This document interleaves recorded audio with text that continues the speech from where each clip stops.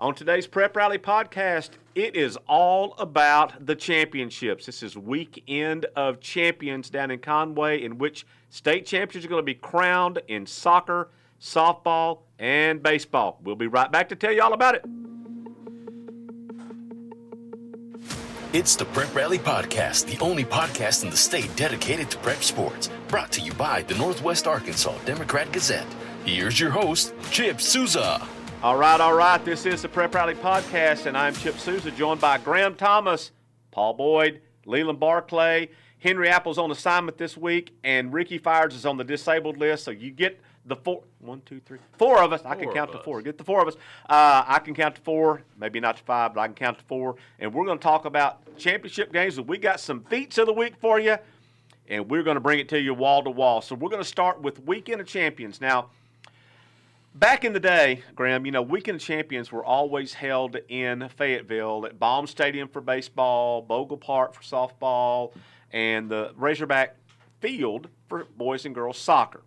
Now, a few years ago, that changed. I don't know if it was scheduling. Maybe Fayetteville didn't want to host anymore. I don't know what led to it, but they changed this Weekend of Champions. And Benton held the Weekend of Champions for a couple of years. This past year, they put it up for bids, and Benton and Rogers and Conway all bid for it, and Conway got the bid. So all of the events starting on Thursday, championship final events, will be played at UCA in Conway starting on Thursday, then on Friday, then on Saturday. Now, I've talked to some coaches this week, and, this seems, Leland, like it affects baseball coaches more than it does anybody, but they miss getting to play at Baum Stadium. And Leland, I think you and I talked about this a little bit. The absolute joy or once-in-a-lifetime feeling of getting to play a game for a state championship on the home of the Arkansas Razorbacks is a big deal to a lot of kids. Absolutely, that's a big deal. That's like the pinnacle. It may not be Yankee Stadium, but I think probably to junior and seniors in high school, it's really close. It is. And so I'm not disparaging Conway in any way or UCA, but I'm just saying playing a state championship game in a ballpark like Baum Stadium is a big deal.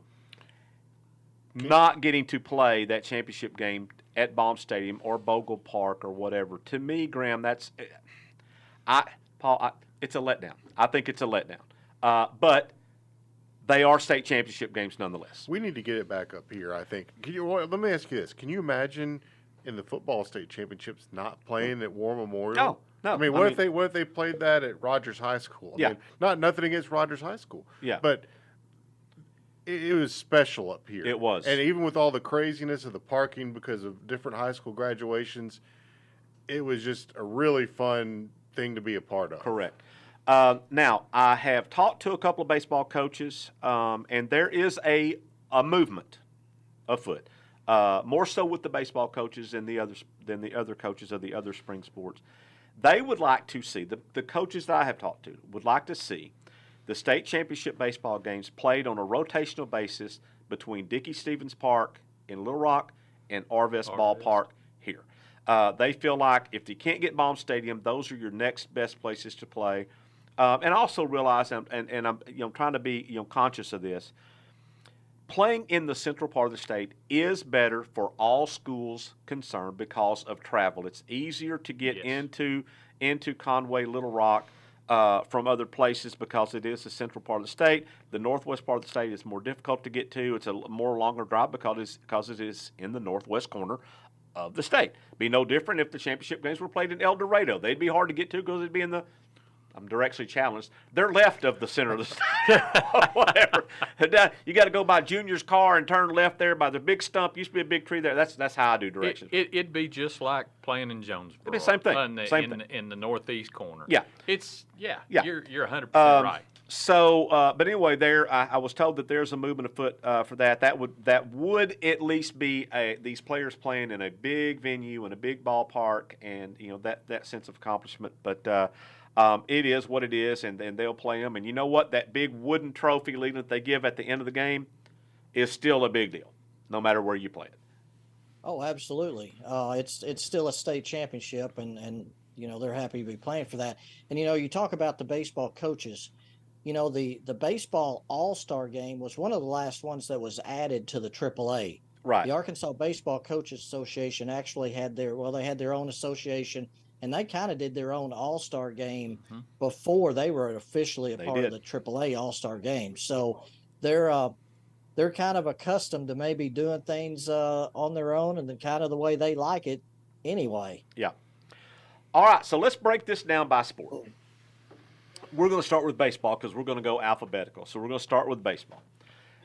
On Thursday, which will be tomorrow, today is Wednesday, we're taping the show on Wednesday, tomorrow at 10 a.m., Taylor versus Mount Ida for the 1A State Baseball Championship. That will be at 10 o'clock on Thursday. The 6A State Championship baseball game will be played at 1 p.m.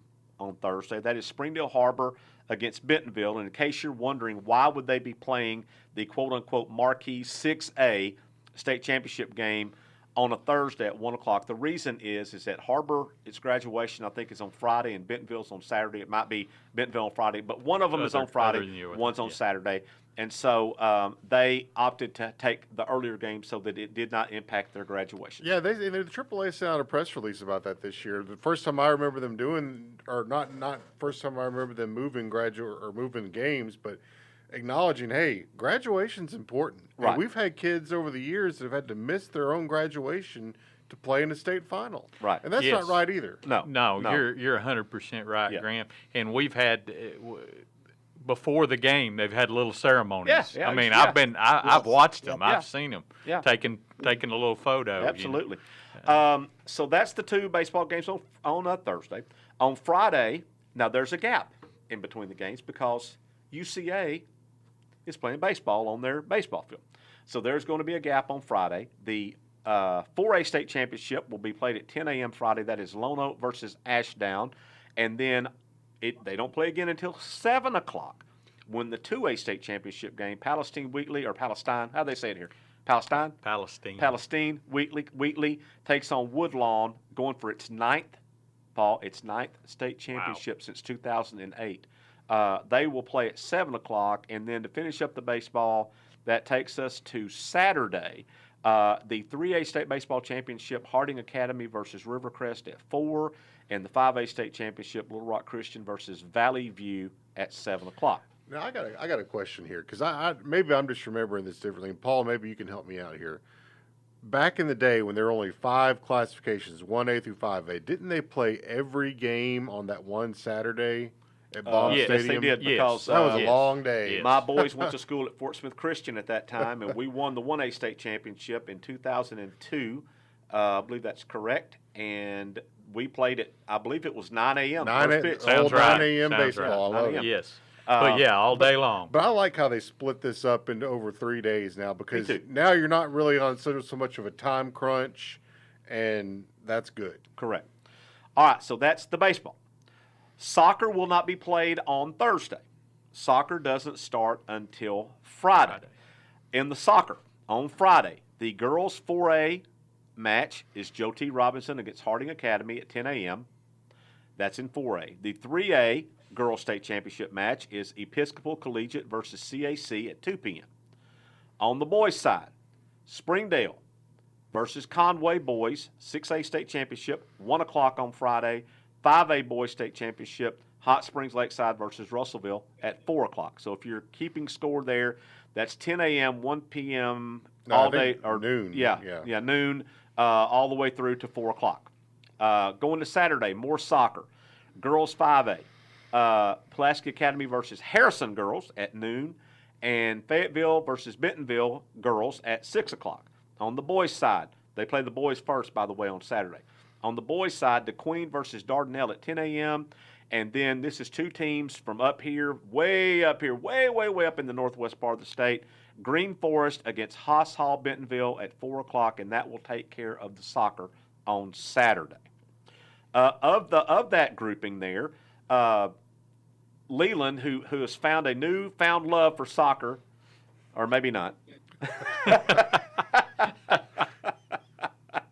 Leland got thrown into the soccer coverage down there. Leland goes, I don't even know. I've never even watched a soccer match, much less covered one. I said, that's He did a good job with it. I was really proud of him on that. Yeah, absolutely. Outstanding. I think he should do like, this on a full-time like basis. Carol McIlvaine said, of course, there's always a human element to it. Yeah. There's always somebody that's going to hit a game-winning goal, and there's always players and coaches that are just ecstatic after the games. And the games were very exciting, especially that sudden death penalty kick game between Fayetteville and Mount St. Mary. Yeah. Leland, you could write about a ping pong match and probably make it exciting. That's right. That's right. Speaking of ping pong, maybe he'll cover that next time. So that gets us over to softball. Softball will be played on Thursday, Friday, Saturday. On Thursday, the first game for softball that day will be 6A. And, Paul, this is not the teams I thought that were going to be there because I sure thought Bentonville would be there, but they got upset. So it's going to be Bryant versus Cabot at 4 o'clock and Taylor versus Bradley at 7 o'clock. Big day for Taylor. Boys and girls both. Huge day. Yeah. Taking us to Friday on the softball side, we will have Mansfield versus Riverside at 1 o'clock for the 2A state championship. Gravett versus Pea Ridge at 4 o'clock for the 4A state championship. That gets us to Saturday. The final two softball games will be Atkins versus Boonville at 10 a.m. and Benton versus Greene County Tech at 1 p.m. And that wraps up your weekend of champions down in Conway. Whole lot of action. Whole lot of actions. I believe if I counted this up correctly, something like 12 state champions or something like that are going to be crowned. I might have missed a few, something like that. It might be 14, could be 27, but I think it's 12. But anyway, a lot of state champions will be crowned, and it'll be a big day for all of those teams, obviously. So let's break this down. On the baseball side, Paul, we're going to talk about that first. Okay. We talked all year long on the podcast about how tough the 6A West Conference was from top to bottom, that it's a 9-team conference now because of the inclusion of Fort Smith Northside in. It made a 9-team conference in the 6A West and a 7-team conference in the 6A Central. But from 1 through 9, and Leland, you covered some baseball, the 6A West top to bottom was incredibly tough. Oh, absolutely. It was great top to bottom, and it was a great conference to cover because every single game was big. And again, we've talked about how they do it, the Monday, Tuesday, 2-game series, home and away. Nobody had an advantage. No. Like in the 5A where somebody may have both games of a doubleheader, a key doubleheader at home. Correct. There was none of that. Yeah. And the pitching again, and the West, I think, has been known for pitching through the years, and it was tremendous again. And we'll see some tremendous pitching in Thursday's championship game between those two teams. No question. So at Springdale Harbor, they were the number 2 seed in the conference, drew a first-round bye. They are going to be taking on Bentonville at 1 o'clock. Now, Leland, raise your hand if you've heard this before. Bentonville turned it on in the state tournament. Yeah. That's not an accident. It's every year. year. No surprise. I mean, you look at the two coaches of these teams, and there's a reason why these teams are playing for a state championship on Thursday. Bentonville, they had to battle to the very end to get one of those 6 seeds in the West. They didn't get a first-round bye. They were a lower seed. Only Harbor and number 1 seed Rogers got the first-round byes. But Bentonville, just like they did last year, they were kind of laying in the grass over there, a lower seed, and then when they said play ball, the Tigers answered the call. Ready to go. They answered the call, and that's kind of been their MO for the last 2, 3, 4 years, maybe even longer than that. When I say 2 or 3, I could mean 8 or 9. But anyway, for the last few years, and Bentonville, they turned it on there, and they are back now playing for a state championship against a Harbor team that's also been very, very good under Dustin Helmkamp. Of course, Bentonville, Todd Abbott, and 2 longtime coaches, highly successful. This should be a great game. I'm going to guess. I don't know who will throw for Bentonville. You can imagine probably the Harbor will throw Ross Felder in that game on 5 days rest, 4 days rest, 6 days, whatever it is. They played Saturday, so Sunday, Monday, Tuesday, Wednesday, Thursday, Friday. So He'll be five or ready to 6 go. days. Yeah, he'll be ready to go. So that should be a really good game. And again, that one is scheduled for 1 o'clock on Thursday. Rogers, Paul, had outscored Bentonville. I think Leland won in 3 games or 2 games, but for sure 2, and maybe 3 games this year. 27-2. 27-2. Yeah. 27-2. But when it counted most, it was Bentonville that got the win, and props to them. And they played lights out in the state tournament, and they'll be looking to do it one more time. Well, Chip, we talked about this last week too. About there's some. I mean, those kids have been through some stuff. With the death of their teammate, Yep. and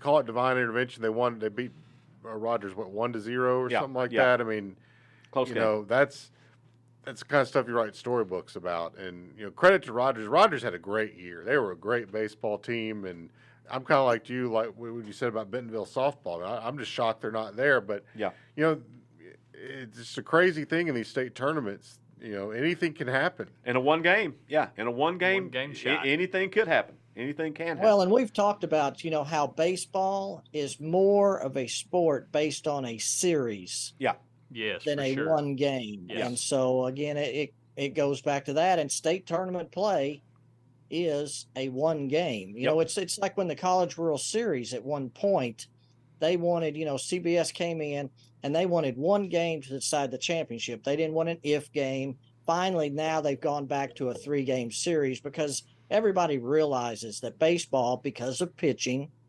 is a series type sport. Yes. Yeah. I lived and grew up in Mississippi, and the way they did their playoffs is they would have 2 out of 3 series at each level Texas does too. to advance. And that might be something to look at in the future, but it's a better way, in my opinion, to settle those kinds of matchups. Well, I don't mind the single elimination thing up to the finals, but I kind of wish they'd do the finals best 2 out of 3. Yes. Yes. But they'll do what they do, and I think it'd be more compelling if they played the best 2 out of 3. Well, and I think you truly get the best team. Yeah. Also want to mention, Paul, I don't know if you've ever had a chance, I don't know if you have or not, to ever see Woodlawn play. For those of you that don't know, Woodlawn is down near Pine Bluff, near Rising, and they are a baseball powerhouse in their classification in Class 2A. Tommy Richardson is the baseball coach there, and his brother was a state champion coach at Whitehall, I believe. Yes. Might be Watson Chapel, but it's one or the other. But anyway, they are going for their 9th state championship since 2008. So if that doesn't spell dynasty, I don't know what does. But you would love the way they play. Their philosophy and talking with their coach is their pitcher, that they want him to throw strikes and play defense behind him. They put the ball in play. They move runners over. They get on. They bunt them over, move them over, whatever they got to do, and get them in. Get them on, get them over, get them in. And there you go. And they play a really a brand of baseball that any baseball fan would love and appreciate. And so I had a lot of fun watching them play over at Greenland. Also want to give props out to, before I forget this, the tournament directors at both Lincoln and Greenland last week were, my goodness, we had so much weather and rain and everything that they Greenland wasn't as impacted as much as Lincoln was. But a great job over at Greenland, Lee Larkin and that staff over there, and they did such a great job over there hosting both the softball and the baseball and getting those games in, and a great job there. Lincoln, they were moving teams all over Northwest Arkansas to try to get those games in, particularly baseball. They had to play some baseball games in Rogers. They played at Gravette. They played at Shiloh Christian, just trying to get those games in. And they were, anywhere they could find a little dry patch of ground, they were trying to play. But they got them, played. And, just major props to Dion Burks over at Lincoln and to Lee Larkin over at Greenland for running great tournaments over there and getting those done in some pretty trying conditions for sure. So props to them.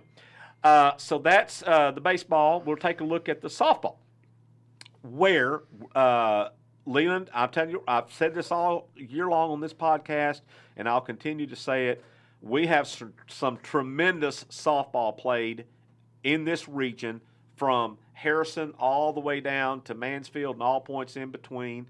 But what about the job that Boonville did behind Lexi Franklin? Boonville was a team. I think Leland. I think they have 10 or so losses on their schedule. I think they're 18-13, but look at those losses. Yeah. And it is like I'm not sure that they could have picked anybody else that they could have packed into their schedule that was any better. Schedule. They played Lincoln, they played Hackett twice, Mansfield, Greenwood, Pea Ridge, and Gravett. Yeah. Their schedule is don't loaded. be fooled by that record. Right.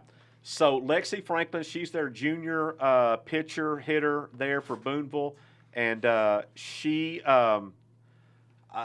Leland is remarkable. She has had a remarkable state tournament run, and she not only did she pitch her team to a championship or semifinal win, it was a 5-0 shutout win against a very, very good Hackett team, both from the 3A4, and not only Graham did she get the win, she got the shutout, and she got. What, Leland? She's 4 for 4 at the plate. 4 for 4. Shohei Ohtani. Yeah. 4 for 4 at the plate. Had a big RBI double. Had a couple other knocks in that game. So the congratulations to the Lady Bearcats, and with a first-year coach, by the way. Chad Simpson, his first year as head coach. He was just named the head coach 2 weeks before the season started. Paul, they were fixing to say play ball. Lexi was in the circle, fixing to throw the first pitch, and they said, "Oh, Chad, you're the coach now." You're it. Not quite that close. Close. He was an assistant for 4 years, so he was 4 years, so he was familiar with the team, which certainly helped too. Yeah. So Boonville punched its ticket to the championship. Now they won't play until Saturday for softball, and they will take on Atkins at 10 a.m. on Saturday.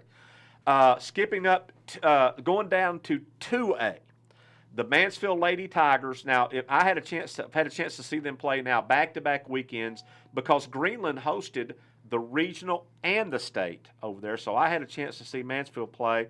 And I keep up. Softball is my sport that I keep up with. We divide that up, and Leland handles the baseball stats. Henry Apple does the track stats, and I do the softball stats. And so I'm more in tune with what's going on with softball, and publishing and chasing down these stats every week. Sometimes you look at these stats that are turned in, you're like, who's keeping your game going, whatever. Okay. I mean, it's what we go with because that's what we have, but you kind of look at it going, when you look at Allison Edwards, man, is she really that good? Okay, yes, she is. She After you laid eyes on her, you're a believer, right? Yeah, she is. So Leland, you love this, and Graham, teams are not pitching to her very often, for good reason. She's got 14 or 15 home runs, and she's batting a legit 600, because I have no doubt that Donnie Eveld at Mansfield, he has those stats under his firm control, and he would call an error and a hit a hit. He not fudging numbers, okay? Not Donnie Eveld is not, because after their first round game in which they beat Bigelow 4-3, he looked at me and said, "You just saw the worst game we've played all year long," and he lit into those girls big time. Oh, okay. So, but they came back and they posted 2 big wins to get to the championship game. They won a championship in 2014, lost in the finals in 2021, and they're back again. So in the semifinal win was a 14-4 win against East Poinsett County, a good East Poinsett County. hey, I know team, where by that the way. is. Yeah, they were in the final last year. So in that game, Allison Edwards came up to bat 4 times, intentionally walked twice. The 2 times they did decide to pitch to her, one of them they had to go pick it up on the other side of the fence, a 2-run bomb, and then the next one was an RBI single, maybe 2-run single. So she's 2 for 2 in 4 plate appearances, intentionally walked the other 2 times, and she struck out, I think 12 in the game, including a strikeout to nice day. Yeah, a nice day at the plate. but she's not at all the only hitter that they have. But Paul, what I found really interesting about their team, and that not too many other teams have, their whole outfield is 6-footers. Wow. That's who amazing. played on The basketball team? volleyball. Volleyball. State Okay. champion volleyball team. Yes, definitely. So I was talking to Allison Edwards and Donnie Eveld after the game, and I said, how nice is it for you as a pitcher to have 6-footers, and not just 6-footers, but these girls can run fast. Athletes. Yeah, because, Leland, they were also semifinalists in basketball, right? Yes. Yeah. So And great state champions in indoor track. There you go. So not only can you hardly find any green grass out there for an opponent to put a ball into, Graham, if they hit one that's close to the top of the fence, it looks like it's going out, they're going to reach up and grab it. Okay? So anyway, Allison looked at me and goes, yeah, that's awful nice to have that, kind of outfield. So anyway, they are a good team, but they're going to be taking on a really, really, really good team. Riverside's a very good team. The Lady Rebels are very good. Their pitcher has struck out 13 batters in each of the 3 state tournament games. She's pitched a 1-hitter and a 2-hitter all 3 Dominating. games. Dominating pitcher. So that will be a really, really, really good matchup. That is going to be Friday at 1 o'clock, and Leland is going to have that game. He's going to cover that one. I get the 4 o'clock game. It's Gravette against Pea Ridge for the 4th time this year. They've played. Gravette has won all 3 going into this game. Ooh, a little pressure. Yeah, so a little pressure there. Pea Ridge, they're very young. Their pitcher is Emery Bolin, a sophomore. She's the girl that earlier this season against Rogers Heritage, a team that won a game in the 6A state tournament, by the way. She's the one who struck out all 21 batters she faced in that game. 21 up, 21 strikeouts, and didn't go to 3 balls on a batter. So think about that, Paul. Wow. A perfect game. Struck out all 21 batters. Didn't go to Not 3 even balls to three- on three any balls. of them. So that means no player put a ball in play, and no player came close to a walk. Wow. I don't know that you can. Other than 3 strikes on every batter, how could you pitch a better game than that?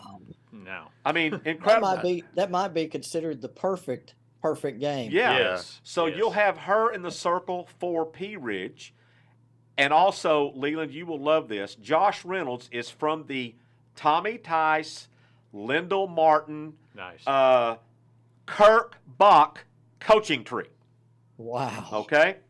Played for Kurt Bach at Harrison, played for Tommy Tice at Harrison, Lyndall Martin also. Yeah. So you don't get any better coaching tree than that. Well, and correct me if I'm wrong, Chip, but these have been 2 programs that have kind of been on the cusp the last few years and just have never been able to quite crash through. Correct. Josh would bring his Pea Ridge team over to Siloam Springs every year, and I get to see them really impressed. He is a really good coach. I didn't get to see Gravette this year, but I've seen him in the past. They've always had really good softball. And that 4A is hard to get. Oh, it's buddy. incredible. You got to get through the district, the regional, state. it is really, really. They've had some really good teams in both of these places that have not made it this far. It prepares him for the playoffs. So that's on one side. Pea Ridge, Josh Reynolds, Emery Bolin, got that going on. On the Gravette side, Samantha Luther. She's the coach at Gravette, 2nd-year coach from the Randy Osnes School at Farmington. So yesterday when I did my interview for her, that's going to be in a massive notes package in the Northwest Arkansas Democrat-Gazette in the Thursday edition, digital edition. I said, Samantha, how much of an impact has Randy Osnes, or did he have on your career? Paul, there was silence for about 40 seconds. She completely lost it. Okay, really emotional. Yes. And then you lost really it, right? emotional. And I said, well, Coach, I didn't mean to, to Right. get you emotional. She goes, I'm sorry. You have no idea how much of an impact he's had on my career. So she's from the Farmington, Randy Osnes, tough love. I love you, baby, but I got to get up in your face about this, okay? We got you're to better talk. than this, Yeah, okay? yeah. So tough love, high demands, high expectations. when you play in that program. She's brought that toughness to those Gravett girls, and Gravett's been good in the past. Yeah, when Taos Jones was coach, he's moved on to the administration side of things now, but he's the guy who really laid the foundation. Right. They had dipped a little bit. When Taos left, they dipped a little bit. Of course, they lost Callie Kildow, too. That would cause you to dip a little. Yes. Guess what, Paul? They got another Kildow there. Sydney. Oh, she's a sophomore. yes. Yeah, they got her. Wow. But if you remember, Gravett's also the girl that's got Brooke Handel on the team who pitches through a jaw being wired Toughest shut. girl I've ever heard That's about as tough as it gets, right? But that's what Samantha Luther brings to that program is a toughness. We are not going to make excuses. We are going to do the work. We're going to be tough, and we're going to be strong, and that's what she has brought back to that program. And Gravett's girls, my God, they got a girl pitching with her jaw wired shut. Yeah. You know, that's how tough they are. So it'll be a great game. That was going to be 4 o'clock on Friday. I'm looking forward to going and seeing that one. Now, in 5A, I don't know how good a game this is going to be because Benton just has they've dominated everybody in state tournament play. Leland, what a great game that was with Greenwood the other day. 1-0 game. But Alyssa Houston is on a tear for Benton. Now, she's committed and signed to go to Stanford, to pitch. Leland, I don't think she's given up a hit in 3 games.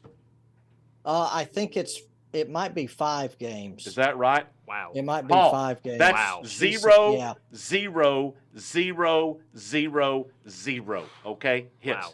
And double-digit strikeouts. I think she had 19. Was it 19 against Greenwood? 16 or 19 strikeouts? It was 16 or 19. And she's been double-digit strikeouts during that span, too. Yeah. Now, that is as dominant as you can get right there. And there's a reason she's going to Stanford, and she is an incredible player. Special. Yeah. So Benton, Greene County Tech, I don't know what the game's going to be. I don't know. I can't imagine. It's hard to bet. The way Benton's going, it's hard to even think that. Hard to bet against them, for sure.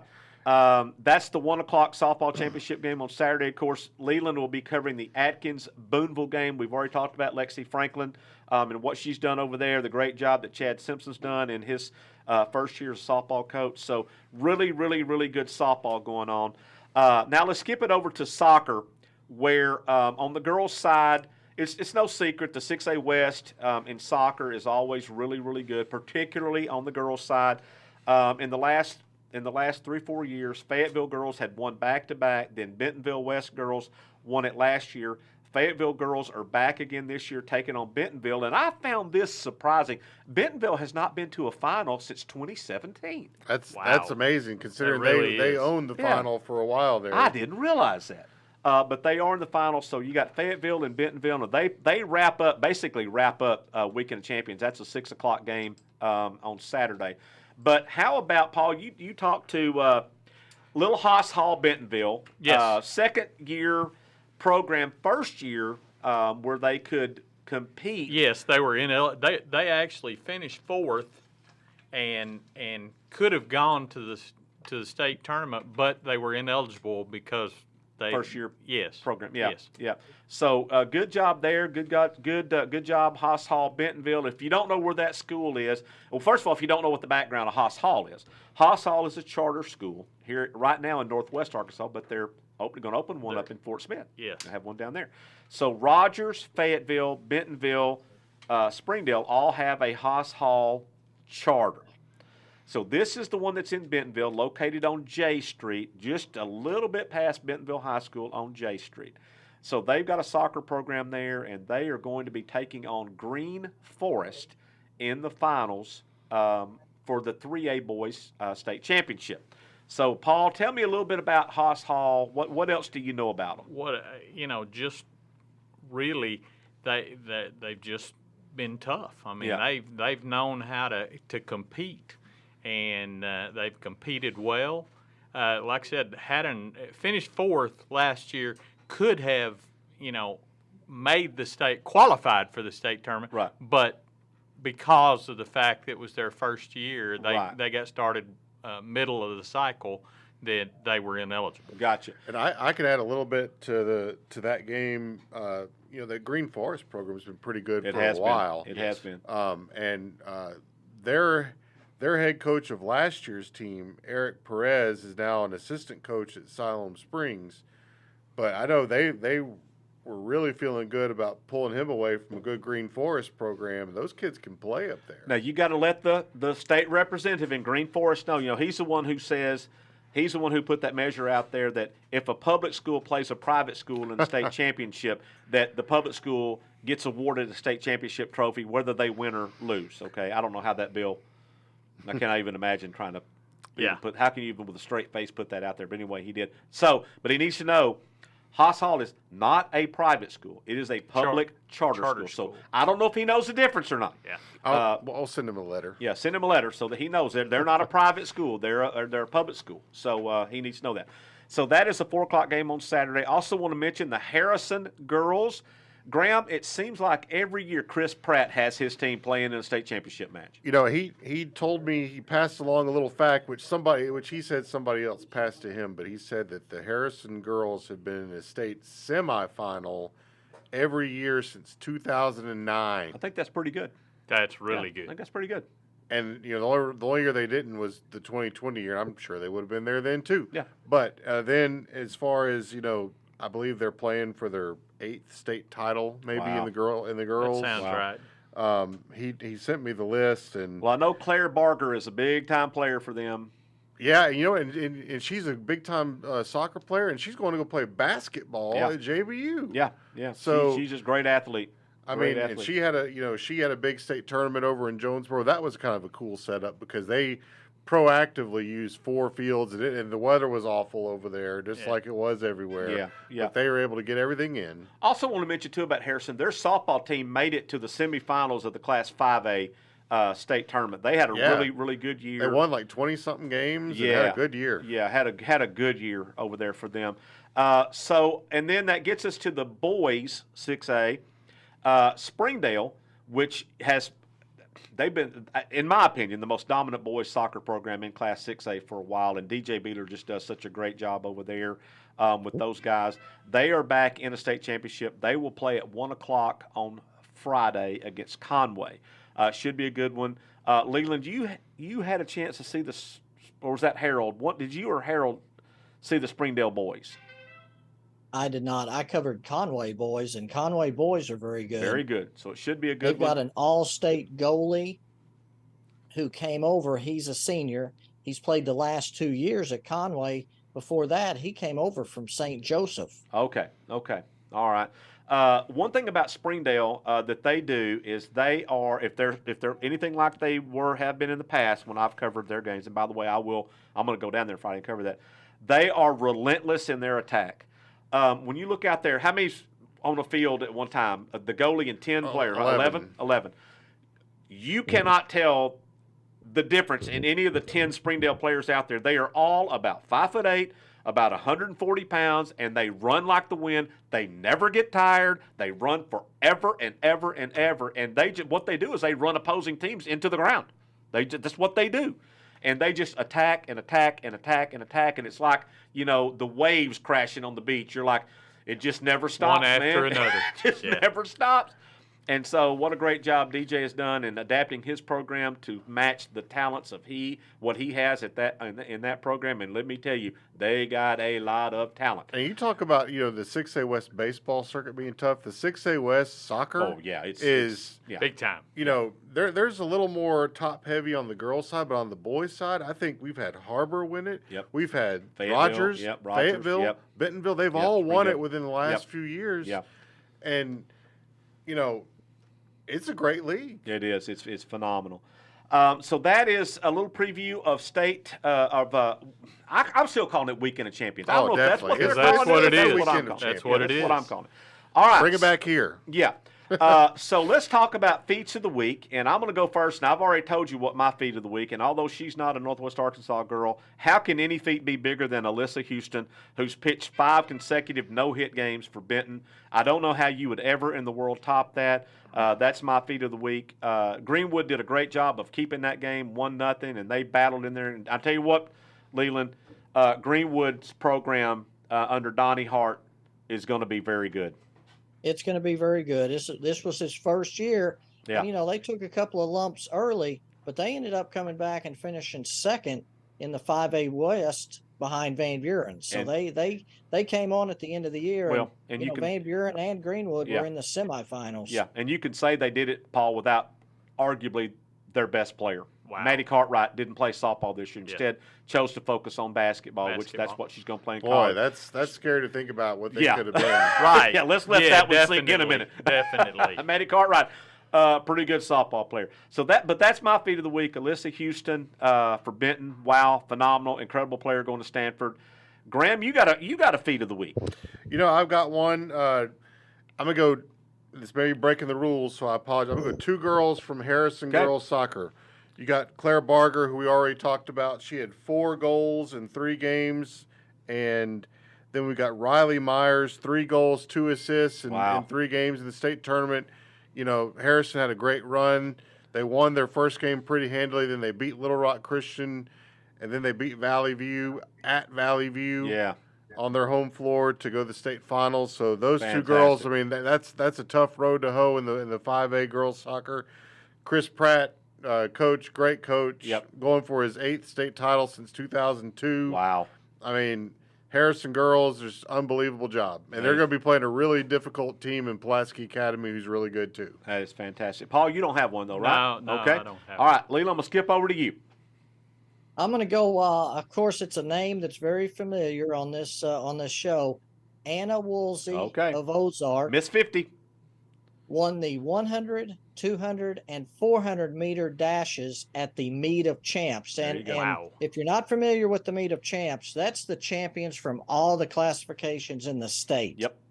And she won the 100, 200, and 400. She's the first one to win all 3 of those at the Meet of Champs since Tiana Wilson of Hamburg in 2017, who went on to be the Arkansas Gatorade Track and Field Athlete of the Year and went on to the University of Arkansas. Correct. Here is the list of other girls in the history of the Girls Meet of Champs, which was started. The girls were added to the Meet of Champs in 1977. So there have been, not including the one that was canceled a couple of years ago, 46 now girls Meet of Champs. Here's the list that have won the 100, 200, and 400 in the girls at the Meet of Champs. Okay. Anna Woolsey. That's it. Anna Woolsey and Tiana Wilson. There you go. Two in 46 years have won the 100, 200, and 400. Leland, that is like, you saying that is like, if you remember legendary football coach Bum Phillips. Yes. Once said of Earl Campbell, he may not be in a class by himself, but it don't take long to call roll.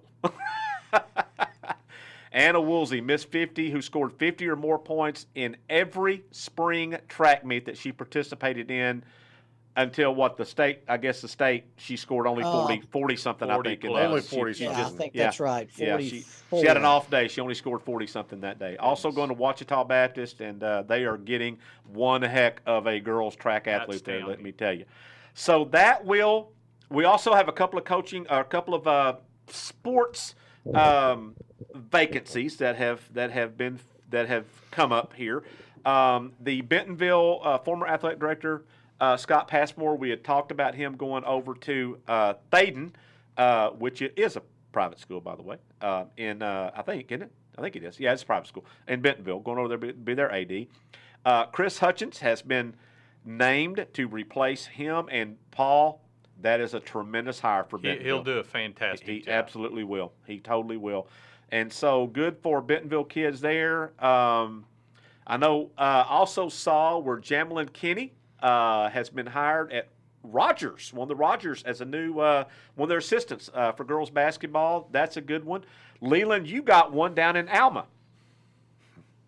Alma. Chanley Bottoms is the new girls basketball coach, which was not a surprise at all there. She's been an assistant under Cody Mann the last couple of years. Gotcha. And then also Max Washhausen at Cedarville, the head football coach at Cedarville the past few years, is going to be an assistant. He's going back home to be an Leland, assistant at Prairie Grove under Danny Absher. I kind of wonder, is that a head coach in waiting thing right there for Prairie Grove? It could be. That's a tremendous loss for Cedarville because huge. he has been tremendous there. He did what nobody could. Now it helps that they had the big running back there. That helped, but they also he built a good program there. He did. Yeah, obviously the Jimmies and the Joes always help. Yeah. But he has come in and he was, like I said, he will be a tremendous loss at Cedarville. Yeah, he stood toe to toe with Charleston and all Boonville for a couple of years and whatever, stood toe to toe with them, and that not too many That's hard to do, right coaches there. could say that, Hey, and he did. Small world. His wife was my daughter's second grade teacher at There Silent you go. Springs. He's a great guy, and I'm not pushing Danny Absher out by any means, but it wouldn't surprise me if that was a little bit of part of the move. Is when Danny I hope it's 25 more years, right? Because we need Danny Absher, around here just because he's Danny Absher, but. It wouldn't be a surprise there if that. I joked with Jeff Williams the other day because isn't Prairie Grove getting turfed? Didn't I hear that? Well, I hadn't heard that because we were worried about What? whether we were worried about whether What? we were worried about whether Danny was going to have to be mowing the turf. Well, I'll have to investigate that because I don't know, man. Wow. I heard they were getting turf. I thought that might have been his retirement job that he had he's gonna lined be up like was Forrest to take Gump. care of the football field. Forrest Gump out there on his little tractor. I Tractor. can see Danny Absher doing that. So anyway, had that. Also saw yesterday a good friend of mine, his daughter, Paul, you might remember this name, Kylie Buttram. Yes. Was softball player at Harbor. She is going to be an assistant at Harbor now, and just made that announcement. She's going to be a special education teacher at Springdale Schools and be assistant coach for softball over there. And that's a good move for Candy Bailey. Good hire for them. She's a good player at Harbor. And there's all kinds of coaching moves and stuff going on right now in different sports or whatever. This time of the year. And we still, as far as I know, Berryville still has an opening for head football coach. Now Cedarville has an opening for head football coach, and there may be some other ones that I'm missing. I think Huntsville.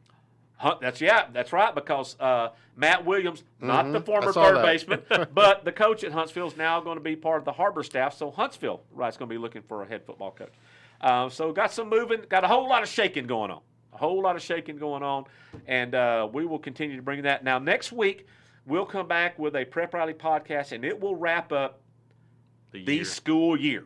Okay, it will wrap it up. And after next week's show, I'm going to take the keys and give them to Graham, and I'm going to tell Graham, you do whatever you want to do with your podcast. It is all yours, dude. It's all yours after that.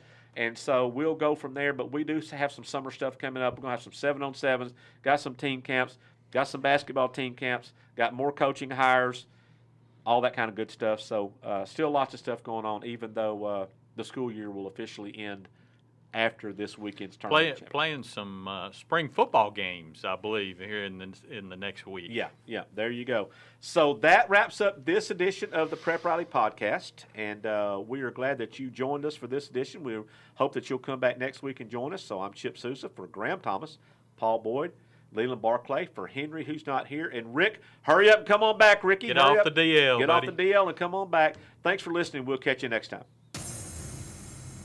The Prep Rally Podcast is produced and directed by the Northwest Arkansas Democrat-Gazette. Find us on SoundCloud, Apple, Google Play, Spotify, and Stitcher.